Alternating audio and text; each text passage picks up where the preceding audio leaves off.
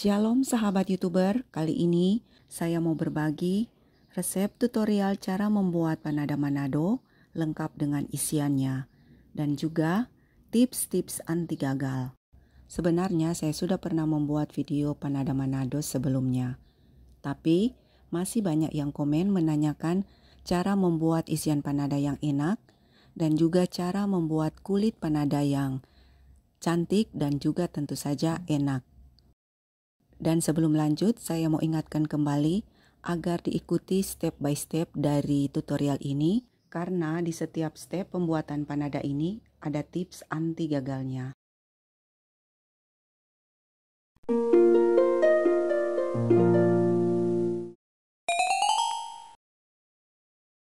Langkah pertama untuk pembuatan panada ini, saya akan membuat isiannya terlebih dahulu. Sebagai bahan utama dari pembuatan isian panada ini yaitu ikan tongkol atau cakalang asap yang disiwir halus. Kemudian pepaya muda yang diparut, kemudian diperas dan airnya kita buang, kemudian ampasnya kita gunakan.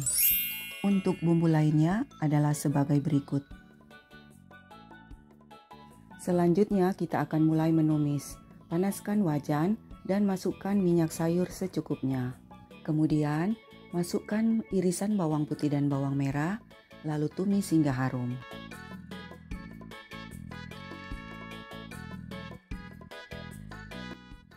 Lalu tambahkan bumbu halus dan aduk kembali hingga rata.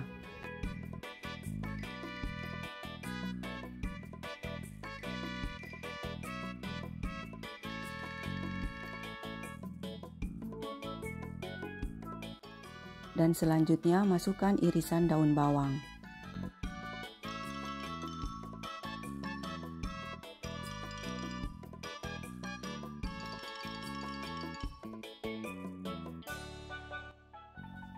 Tambahkan juga daun jeruk, daun pandan, dan daun serai. Kemudian diaduk-aduk kembali.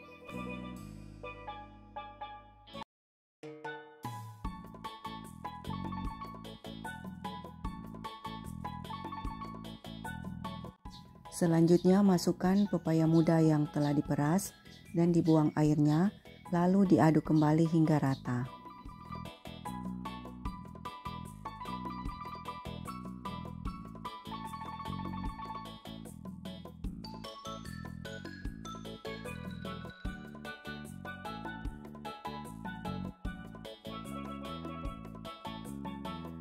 Setelah tercampur rata, masukkan ikan tongkol atau cakalang asap yang telah disiwir halus. Bila tidak punya cakalang asap, bisa diganti dengan tuna yang dikukus, kemudian disiwir.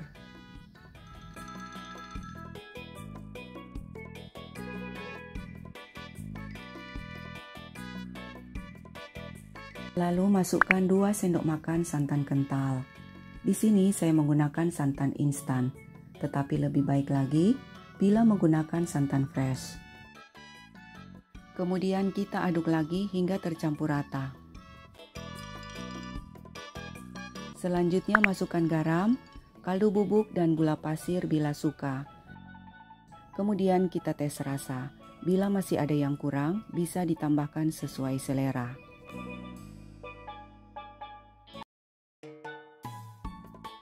Setelah dicicipi bumbunya sudah pas, tumis hingga kering, tapi jangan terlalu kering ya. Pastikan isian panadanya kering, supaya saat digunakan tidak mudah basi.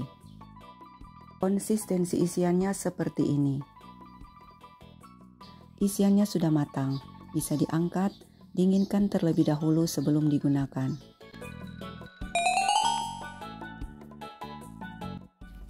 Langkah berikutnya kita akan membuat kulit panadanya. Siapkan wadah, lalu masukkan 1 butir kuning telur dan 1 telur utuh.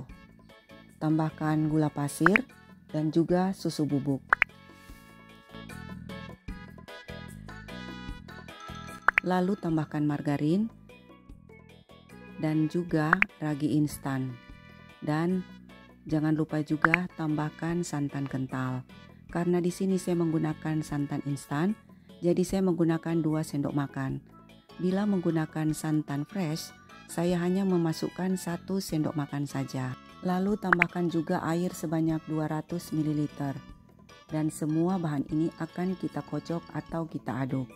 Untuk mengocok adonan kita bisa menggunakan sendok, bisa juga menggunakan whisker, bisa juga menggunakan mixer. Dan kita akan mencampur adonan hanya asal tercampur saja. Sambil adonan diaduk, masukkan terigu secara bertahap. Oh iya, saya mau ingatkan juga, untuk penggunaan ragi, pastikan ragi yang dipakai masih aktif.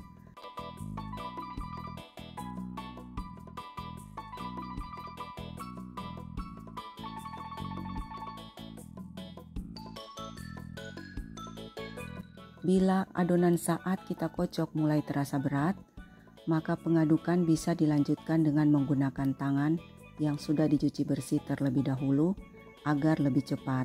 Sebagai tips agar kita tidak berat atau terlalu capek mencampur adonan, sebaiknya terigu dimasukkan sedikit demi sedikit agar kita lebih mudah untuk mencampurnya.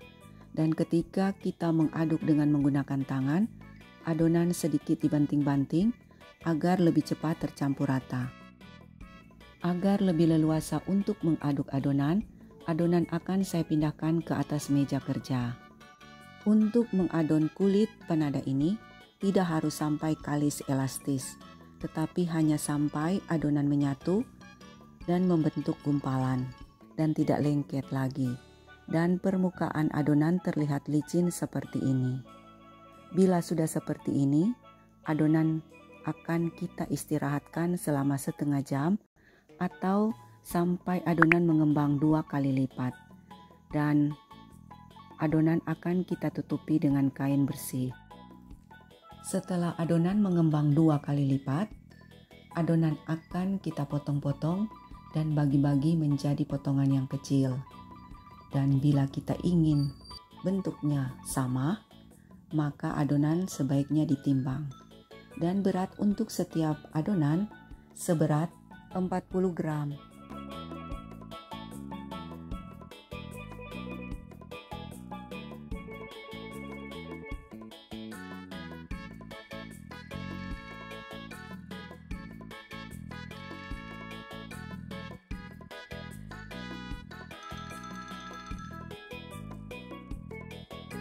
Setelah selesai adonan kita bagi-bagi, tutupi kembali adonan dengan kain supaya tidak kering.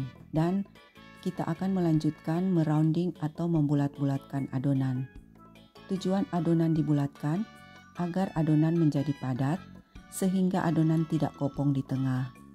Bila adonan tidak benar-benar padat saat dironding atau dibulat-bulatkan, itulah salah satu penyebab adonan gagal sehingga adonan bisa kempis saat kita goreng.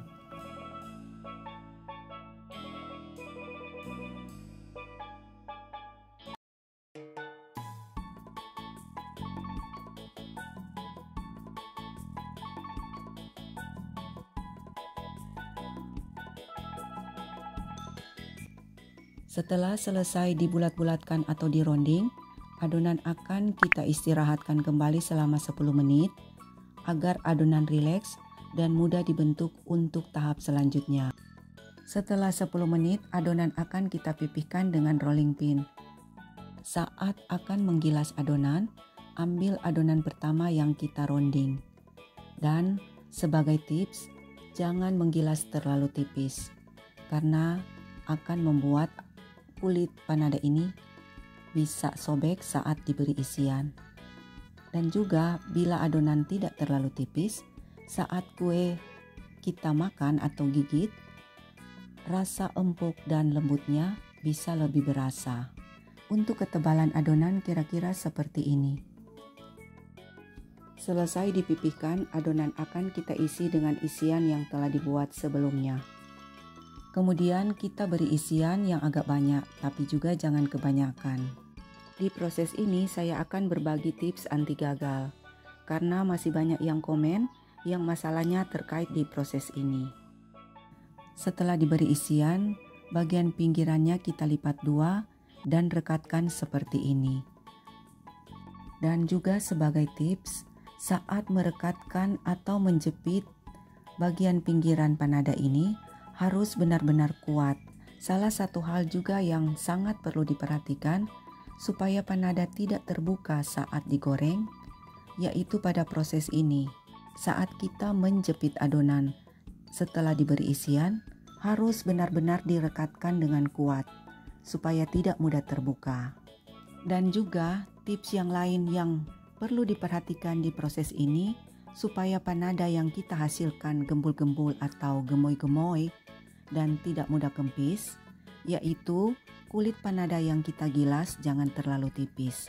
Dan saat mengisi isian panada, jangan terlalu sedikit, tapi juga jangan kebanyakan. Sehingga panada yang kita buat benar-benar gembul-gembul dan tidak mudah kempis saat digoreng. Setelah adonan diberi isian, pinggirannya kita rekatkan dulu, jangan dulu dibuat renda atau dipilin. Nanti setelah semua adonan selesai diberi isian, barulah kemudian kita membuat renda atau memilin pinggiran panadanya.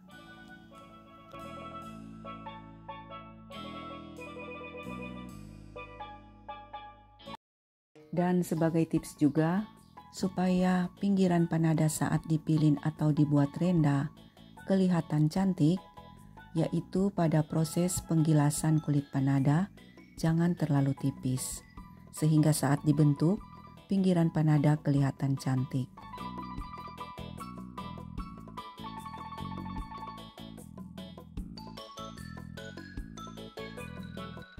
Dan jangan lupa tutupi lagi dengan kain supaya tidak kering. Tahap selanjutnya kita akan menggoreng panada, namun sebelumnya kita akan memilin pinggirannya terlebih dahulu.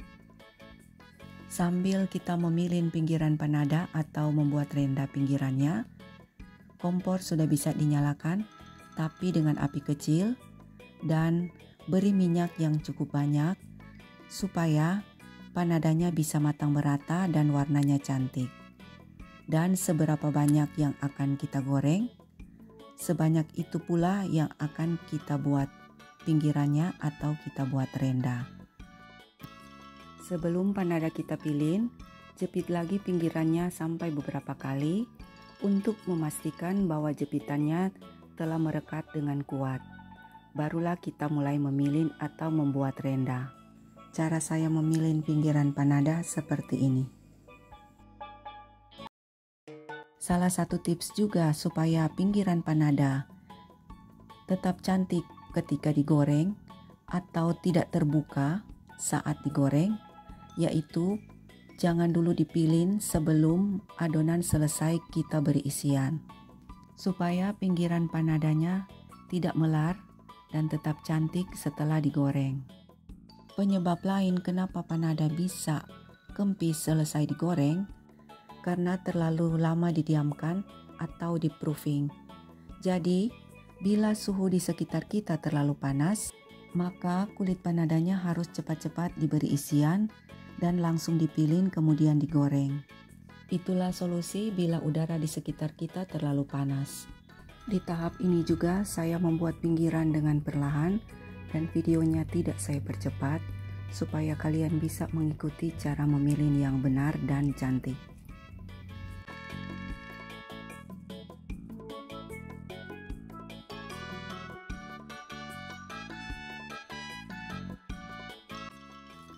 Bila minyak dalam wajan sudah agak panas, maka kue yang sudah selesai kita pilin bisa dimasukkan. Kemudian goreng dengan api kecil dan dibolak-balik supaya kuenya matang merata dan warnanya cantik. Setelah kue sudah berwarna kecoklatan seperti ini, kuenya sudah bisa diangkat, lalu tiriskan. Dan bila video ini bermanfaat, jangan lupa di like, subscribe, dan di share ya. Dan jika punya pertanyaan atau saran, silahkan tinggalkan pesan di kolom komentar. Dan seperti ini tampilan kue yang telah matang. Warnanya cantik karena matang merata. Dan bisa kalian lihat, pinggirannya tidak terbuka dan rendanya tidak melar. Jadi kuenya benar-benar cantik. Dan juga kuenya gembul-gembul, tidak kempis. Dan mari kita lihat tekstur kuenya.